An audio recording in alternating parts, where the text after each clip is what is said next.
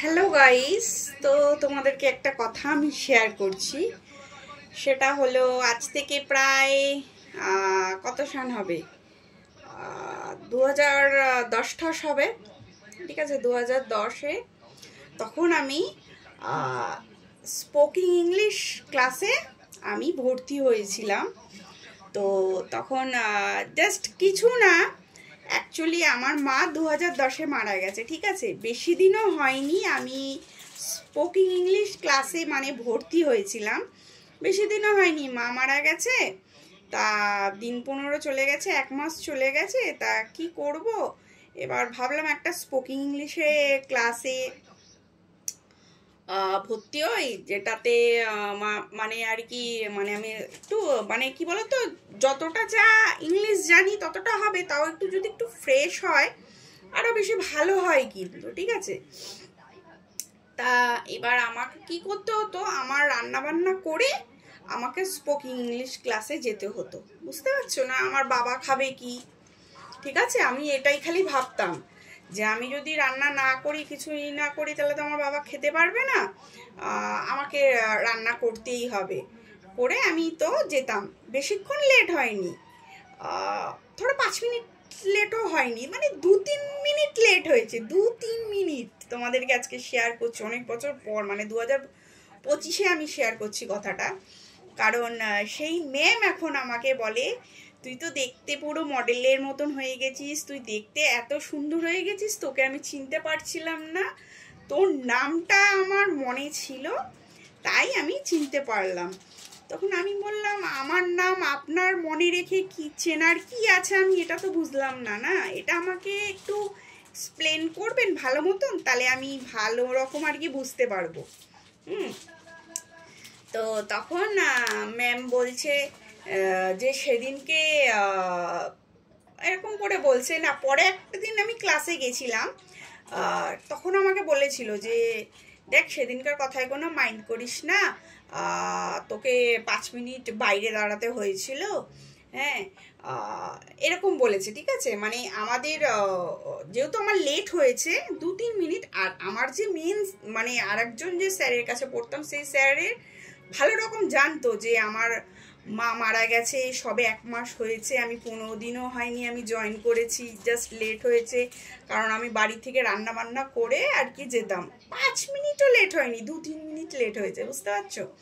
সে সময় আমাকে দাঁড় করিয়ে রেখেছিল, মানে প্রথম ওনার একটা ক্লাস হবে না, তুমি এটাতে তুমি নোট পাবে না, ঠিক আছে। মানে এটাতে আমি কি শেখালাম না শেখালাম এটার একদমই নোট পাবে না, বুঝতে পারছো। মানে স্পোকিং ইংলিশে একদমই স্ট্রিক্টলি বলে দিয়েছিল নোট পাবে না। আমি বলছি আমার কোনো দরকারই নেই নোট পাওয়ার, আমি এমনিই ঠিক নাম্বারটা ম্যানেজ করে নেবো, আমি ঠিক ঠিক নাম্বারটা তুলে নেব। আচ্ছা, তারপর কি হয়েছে আমি তোমাদেরকে একটু শেয়ার করি। তারপর আমাকে বলছে যে ম্যাম বলছে, বলে তুই তাহলে করতে পারলি নাম্বারটা ঠিক ম্যানেজ করে নিতে পারলি। আচ্ছা, আপনি তো আমাকে ক্লাসে করতে দেননি, আমি 5 মিনিট যখন দেখেছি আমি ঢুকতে পারছি না, আমি কি করেছি বলো তো, আমি জানি ওই পিরিয়ডটা আমাকে ঢুকতে দেবে না। অ্যাকচুয়ালি 3টে স্টেপ আমাদের ইংলিশ স্পোকিং ইংলিশ শেখাতো, 3টে, ঠিক আছে। আমি ওই সময়টা ঢুকতে দেবে না, আমি কোথায় চলে গেছিলাম না, আমি বাইরে বেরিয়ে কোথাও একটা মানে খেতে চলে গেছিলাম। আমি এমনই ছিলাম, মানে আমি খেতে ব্যস্ত ছিলাম, ওই ধরো আলু কাবলি ঝালমুড়ি এইসবই খাচ্ছিলাম। খাওয়া দাওয়া হয়ে এলো, এবার আমাকে যে স্যারটা পড়াতো আর কি, মানে উনি কি বলবো, মানে কি বলবো, আর্টস গ্রুপ পড়াতো, সেই স্যারটা আমাকে হঠাৎ বলছে যে কিরে তোকে দাঁড় করিয়ে রেখেছিল। আমি বলছি হ্যাঁ হ্যাঁ, আমি হেসে হেসে বলছি এরকম, জানো তো তোমাদের সঙ্গে যেরকম বলছি সেরকম, হ্যাঁ আমাকে দাঁড় করিয়ে রেখেছিল। আমাকে বলেছে এই পিরিয়ডের তুমি কোনো নোটস পাবে না, মানে এই আজকের দিনের নোটটা কোনো পাবে না, এটা পরীক্ষায় আসবে ভাইটাল। আমি বলে দিলাম, বলে তুই কি বললি, আমি বলে দিলাম নো প্রবলেম, ঠিক আছে। ঠিক এইভাবেই আমি নো প্রবলেমটা বলেছিলাম, ঠিক আছে। সেই ম্যাডামটা তখন আমাকে কি উত্তরটা দিয়েছিল জানো, একটা ম্যাডাম হয়ে যে এরকম বেসিকে একটা স্টুডেন্টকে উত্তর দেবে আমার কোনোদিন জানা ছিল না। তোকে যদি জব দেয় তুই তো তোর বডি ল্যাঙ্গুয়েজে জবটা পাবি, ঠিক এইরকম এইভাবেই আমাকে বলেছিল।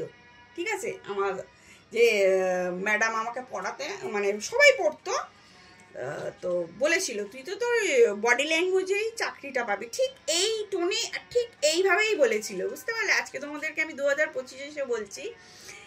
এখন ওই ম্যাম বলছে আমাকে একটু স্টুডেন্ট খুঁজে দে না, আমাকে একটু স্টুডেন্ট খুঁজে দে, সেইবারের বিহেভিয়ারটা মাথায় রাখিস না, আমাকে এখন স্টুডেন্ট খুঁজে দে। আমি বলছি ম্যাম আমার এখন এমন অবস্থা, মানে আপনাকে যে স্টুডেন্ট খুঁজে দেব, আমি সত্যি বলছি আমার কাছে কোনো স্টুডেন্টই নেই। ঠিক আছে, মানে বলে কারোর যদি ভাই পড়ে বোন পড়ে তাহলে তাদের কন্ট্যাক্ট নাম্বার দিতে পারি, সেই আমার নাম্বারটা দিয়ে দিস। আমি বললাম ম্যাম আমি যদি পারতাম অবশ্যই বলতাম,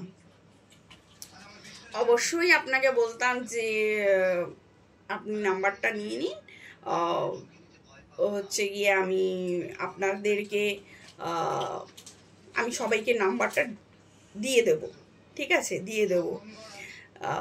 তো আমি সেই ম্যাডামকে বলেছি যে ম্যাম আপনার যদি আমি নাম্বার আমি কাউকে দিতে পারবো না, কেন আমার সেরকম আর কারোর সাথেই এখন আর সেরকম যোগাযোগ হয় না, বন্ধুবান্ধব রেয়ার, খুব কম আমি যোগাযোগ করি, বন্ধুবান্ধবের সঙ্গে দেখা করিও খুব কম। ঠিক আছে, দেখাও এখনো পর্যন্ত কারোর সাথেই আমি করে উঠতে পারিনি। আপনার নাম্বারটা রইল আমার কাছে, আমি নিশ্চয়ই তাদেরকে বলবো, তারা যদি আমাকে বলে যে একটা স্পোকিং ইংলিশের ম্যাডাম থাকলে বলিস না, আমি তাদের বাড়িতে গিয়ে ক্লাস করতে চাই বা কিছু, তাহলে আমি নিশ্চয়ই বলবো। বাট আমার কি বলুন তো, আমার বলতে গেলে সত্যি বলছি, কনফিডেন্স নিয়ে আমি বলছি, আমার কাছে কেউ নেই, কেউ নেই। ঠিক আছে, কেউ নেই, কেন আমার বন্ধু বান্ধবের সঙ্গে এখন ডিটাচ পুরো। ঠিক আছে, একটা বান্ধবীর সাথে কথা হয় আর তারা তাদের ফ্যামিলিতে কলেজ পড়ে বিয়ে ফিয়ে করে একদম সেটেল হয়ে গেছে, ভাই বোন বলো যেই ছিল না কেন টুকটুক টুকটুক করে বিয়ে হয়ে সেট হয়ে গেছে। বাট আমি একটা কথা বলবো, জানি না হয়তো সেদিনকার ক্লাসটা আমি করতে পারিনি ঠিকই, কিন্তু একটাই কথা বলবো, ওরকম যদি কেউ ক্লাসে দেরি করে আসে না, কোনো স্যার অন্তত পক্ষে এইটা অন্তত করবেন না যে ক্লাসে ঢুকতে দেবেন না, ঠিক আছে, বা তাকে নোট দেবেন না, ঠিক আছে, এই জিনিসটা করবেন না, এটা খুব খারাপ জিনিস। হয়তো আমি সেই সময় ম্যাডামকে হয়তো কোনো রিপ্লাই করিনি, আমি বলেছিলাম এরকমভাবে নো প্রবলেম, ঠিক আছে, ম্যামকে আমি এইভাবেই বলেছিলাম no problem, okay that's it, এই বলে আমি বেরিয়ে গেছিলাম। আমি সত্যি সেদিনটা আমি আলু কাবড়ি খেয়েছিলাম, ঝালমুড়ি যত হয়, আমি এসব ফুডেগুলি আমি খেতে খুব ভালোবাসি, তা আমি খেয়েছিলাম, ঠিক আছে।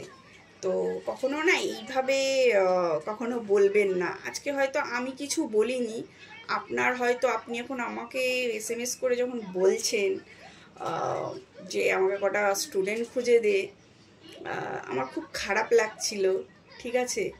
আমি হয়তো ভাবছি এখন কি বলুন তো, ওই উপরওয়ালা বলে আছে না, ওটাই মনে হয় শুনে নিয়েছে, তার জন্যেই হয়তো এখন আপনি স্টুডেন্ট হয়তো পাচ্ছেন না। বাট আমি বলছি বলে আমাকে ক্ষমা করবেন, ঠিক আছে, আমাকে ক্ষমা করে দেবেন। আর এমনিতেও যত স্যার ম্যাডাম বলুন দেখুন না কেন আমার এই ভিডিওটা, সত্যিই আমাকে ক্ষমা করে দেবেন, কারণ আমি যদি কোনো ভুল ত্রুটি বলে থাকি, আর আমার সঙ্গে সেই জিনিসটা ঘটেছিল বলেই আমি আপনাদেরকে শেয়ার করতে পারলাম।